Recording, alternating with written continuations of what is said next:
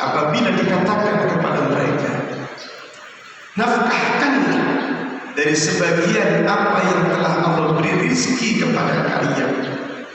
Qala alladziina kafaru, perhatikan, orang-orang kafir yang mengejek orang mukmin, orang-orang kafir mengejek orang-orang beriman. Apa kata mereka? Anut'imu man law yasha'allahu at'ama. Apakah saya harus membantu mereka orang-orang beriman yang miskin, yang kalau Allah kasih pasti Allah beri makan kepada mereka? Katanya, Tuhan kamu suka kasih makan, buat apa kami bantu kalian?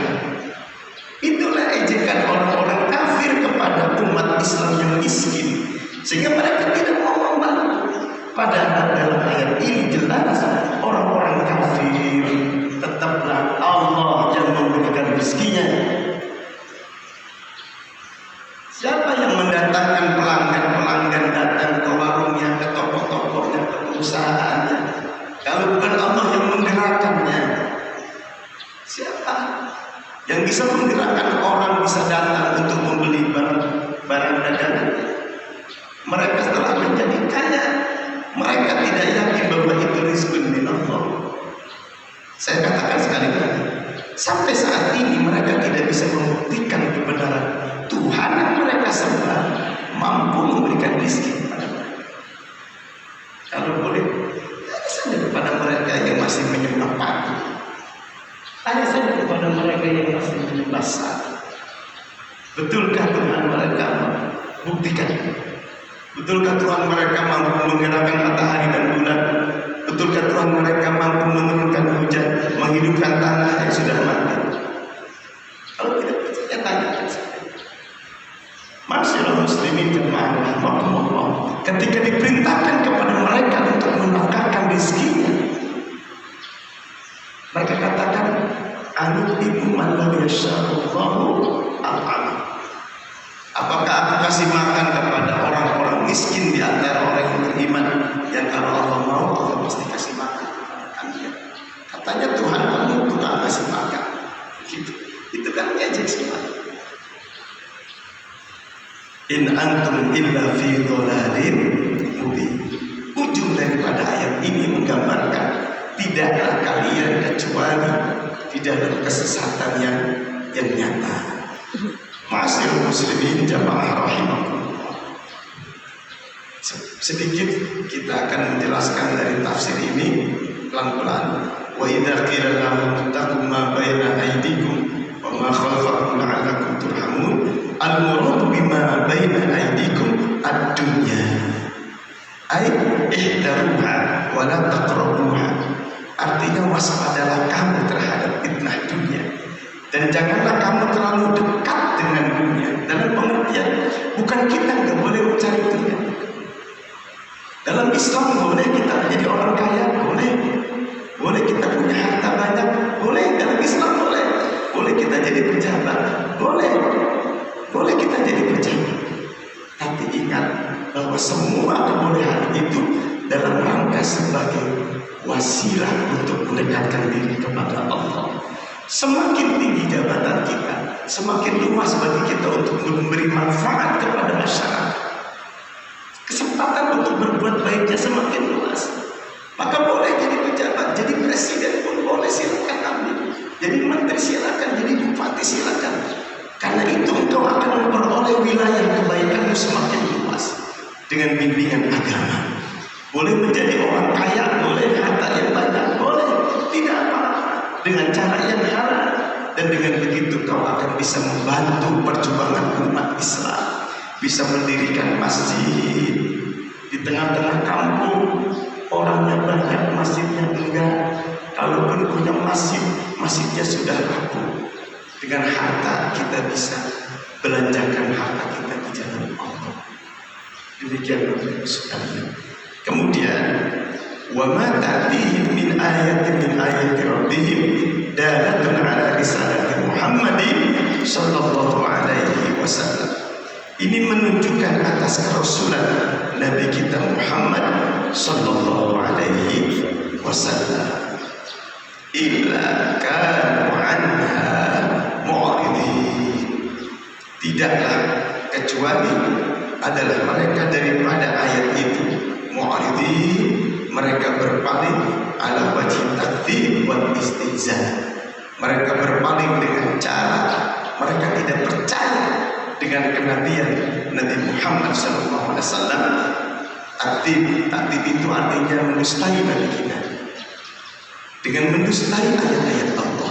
Wal istihza, dan mereka mengejek Nabi kita, mengejek umat Islam. Fala tanfa'umul ayat, sehingga tidak bermanfaat ayat-ayat Allah yang telah dibuktikan di hadapan mereka. Wa man kadzdzaba bil ba'di hana 'alaihi at-takdzibu bil kulli. Barang siapa orang yang tidak percaya sebagian tanda kebesaran Allah, maka dia menjadi hina karena dia sama saja tidak mempercayai tanda-tanda kebesaran Allah secara keseluruhan. Perhatikan terakhirnya, wa idza qila lahum anfiqu mimma razaqakumullah ba'da ma ataakumullahu ta'ala min fadlihi 'ala muhtajin fa inna dzalika mimma yaruddul bala'a wa la yaruddul bala'a wa yarfa'ul makarih.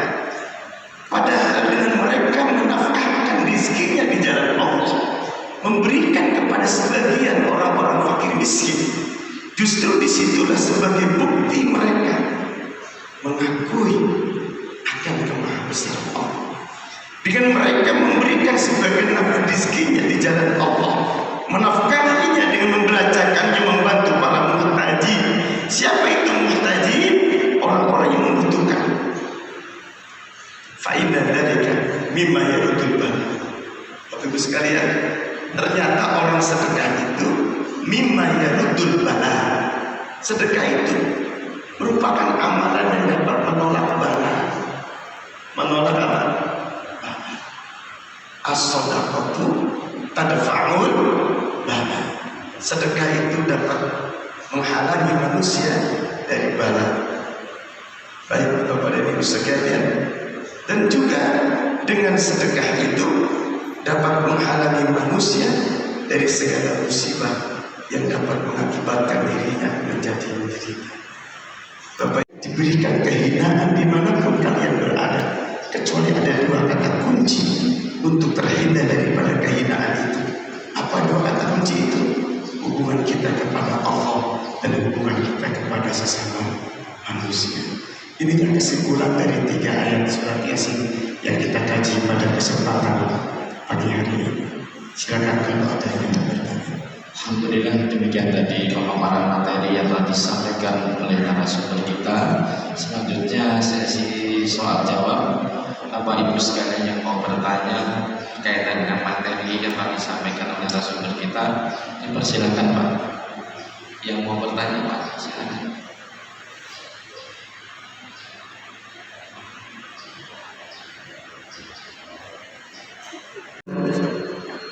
Ilmu bahasa Arab, ilmu bahasa Arab.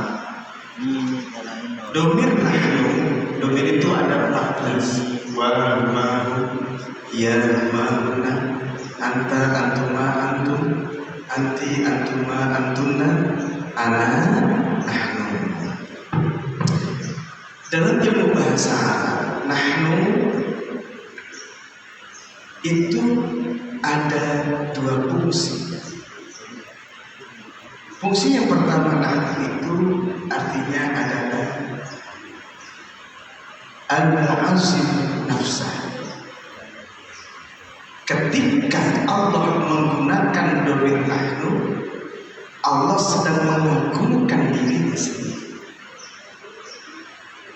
Fungsi yang kedua nahnu itu adalah al-mutakallim ma'a ghairi. Contoh, ada seorang kepala desa berbicara di podium, kami masyarakat Sukamulya, dia menggunakan kata kami. Berarti kepala desa bukan atas nama sendiri, tapi dia juga mewakili seluruh warga masyarakat desanya.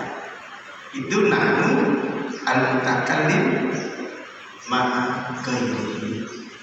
Tetapi jika nahnu ini dinisbahkan kepada Allah, maka fungsi nahnu itu adalah al-mu'azzim nafsa, al-mutakallim mu'azzim nafsa. Dhamir mutakallim yang mengagungkan, fungsinya untuk mengagungkan zatnya sendiri. Jadi di ayat yang ke-44, illa rahmatan minna wa mata'an ilahi, melainkan rahmat dari kami. Allah menggunakan dhamir apa? Nahnu. Nah, ini menunjukkan Allah sedang apa? Mengagungkan dirinya sendiri. Kenapa Allah menggunakan dhamirnya nahnu? Enggak illa rahmatan minni, menggunakan dhamir mutakallim wahda, tetapi menggunakan dhamir mutakallimnya apa? Mu'azzim nafsa. Karena siapa yang bisa memberikan rahmat kalau bukan Allah? Siapa yang bisa memberikan rezeki kalau bukan Allah? Siapa yang bisa menyelamatkan kapal yang berlayar dari satu pulau ke pulau yang lain kalau bukan Allah? Maka disitulah Allah kemudian membesarkan zatnya sendiri dengan mengagungkan dirinya sendiri. Dia menggunakan dhamir nahnu sebagai firman-Nya, illa rahmatan minna. Jadi apa fungsi nahnu di situ? Mutakallim mu'azzimi nafsah. Dhamir mutakallim untuk mengagungkan zatnya sendiri. Karena tanda-tanda kebesaran Allah yang dijelaskan tadi itu membuktikan bahwa Allah Maha Agung. Demikian hikmah daripada penggunaan kata minna, bukan menggunakan kata minni. Jelas kan? Sama banyak kan? Allah menggunakan dhamir nahnu itu banyak. Inna anzalnahu fi lailatul, inna anzalnahu fi lailatul qadr. Itu Allah menggunakan dhamir apa? Allah mengagungkan zatnya sendiri. Jadi kalau menggunakan nahnu, ingat bahwa itu fungsinya adalah al-mutakallim bi mu'azzim nafsah.